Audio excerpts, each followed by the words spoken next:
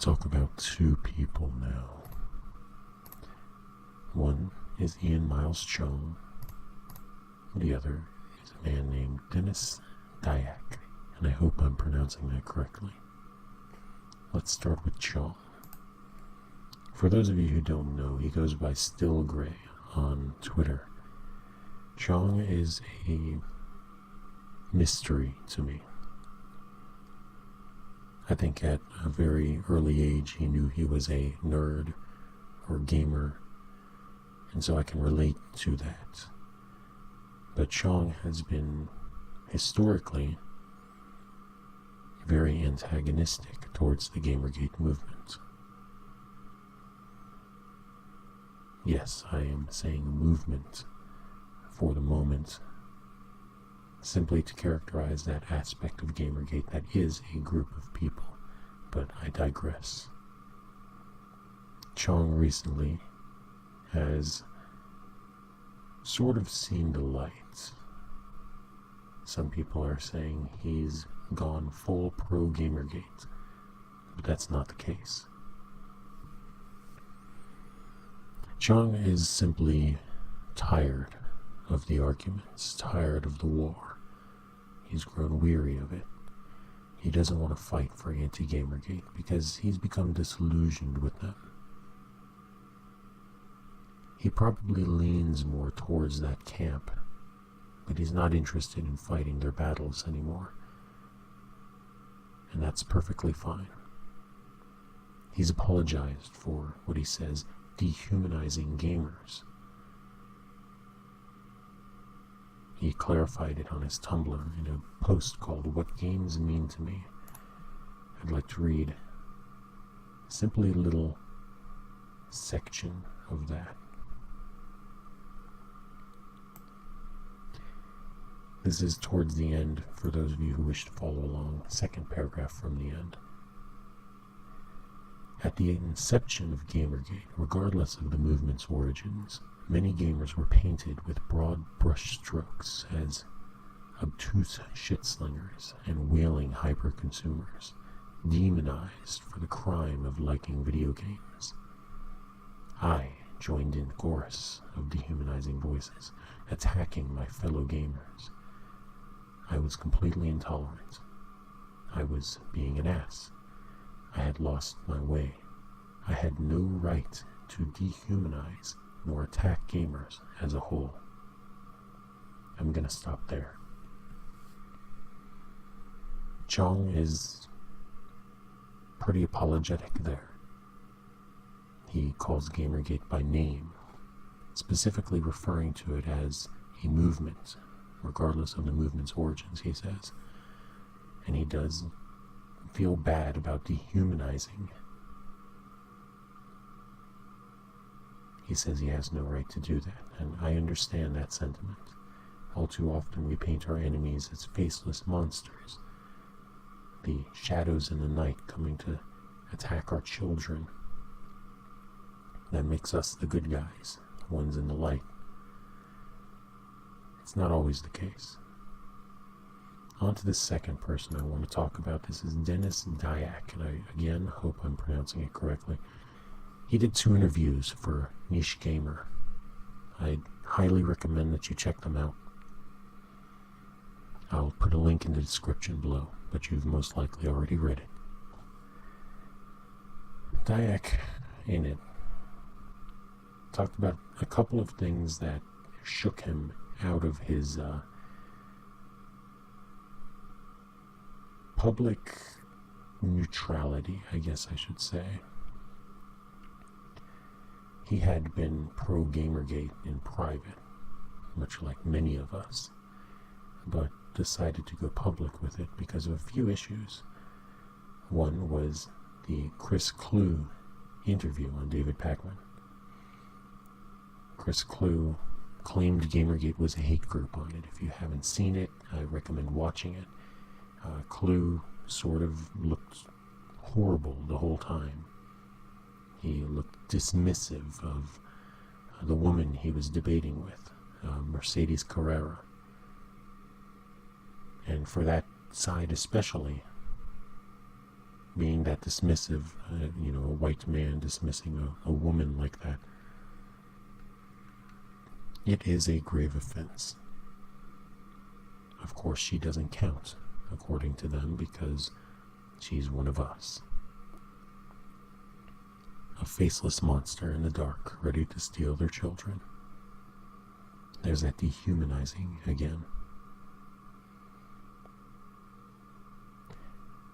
The second thing that shook Denis Dyack from his slumber, from publicly being neutral rather than taking a side. In this case, he came out as pro-Gamergate, but one of the things that shook him out was another developer, a female. She actually came out and said something different than what most people had said. I'm trying to find her name, Amy something. She basically contradicted the narrative.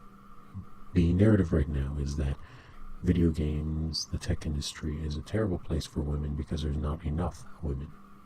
Therefore, it's terrible to women. That's why there aren't enough women. Those of us who follow along that line of thinking to its logical conclusion see how circular that argument actually is. It actually goes nowhere. In reality, they should be looking for a solution or a reason. Why aren't there any women here? Some people have suggested it's because women prefer the humanities over the sciences and math. Does that mean that men are just better because they're engineers and scientists? Well, no. Where would the engineer be? Where would the scientist be without a history to build off of? Without a philosophy to operate in?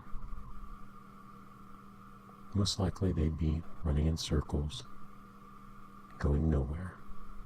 Just like those people who argue about this. But those are the two things that woke him up. Denis Dyack woke up from his slumber based off these two things, Chris Clue and this developer Amy, contradicting the narrative, and Clue's supporting of the narrative. Well, Denis rejected that narrative. It didn't make any sense. It doesn't seem to be the case. In fact, he actually says most of the developers he knows are very pro-Gamergate. You've heard this before if you've been following Gamergate for a while, the X-Bro interviews. XBRO. X-Bro was an Xbox developer with Microsoft. Someone who was pretty prominent in that, apparently. Someone who could verify it, and had verified it. So with these two men, I want to point out something. Denis Dyack was slandered pretty heavily by Kotaku in the past.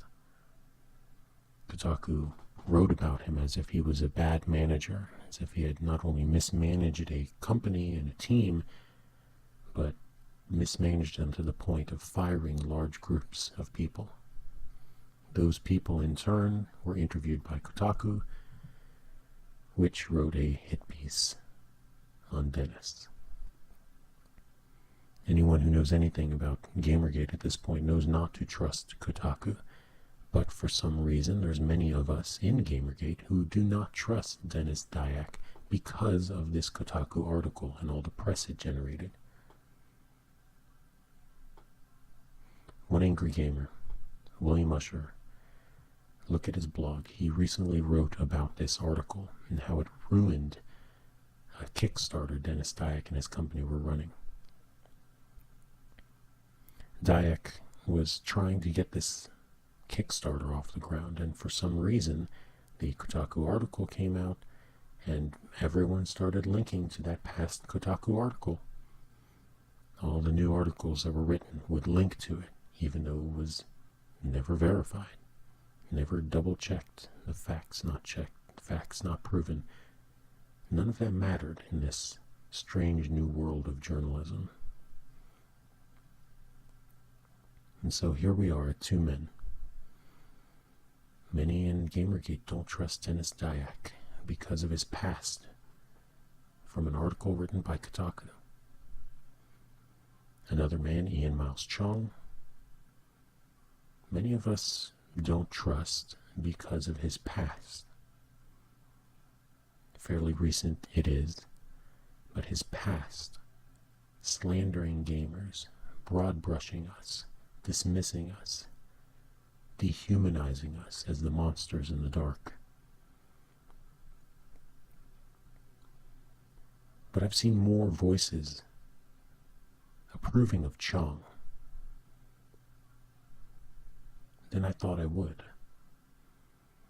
And surprisingly, I've seen a few voices dismissive of Denis Dyack. To be fair, we don't actually know why Cheong is switching sides, so to speak, or moving to the middle, I guess is a better way to put it. We don't know why Denis Dyack is... We don't know his past. We don't know why he is the way he is. So that situation could very well be the way it was written.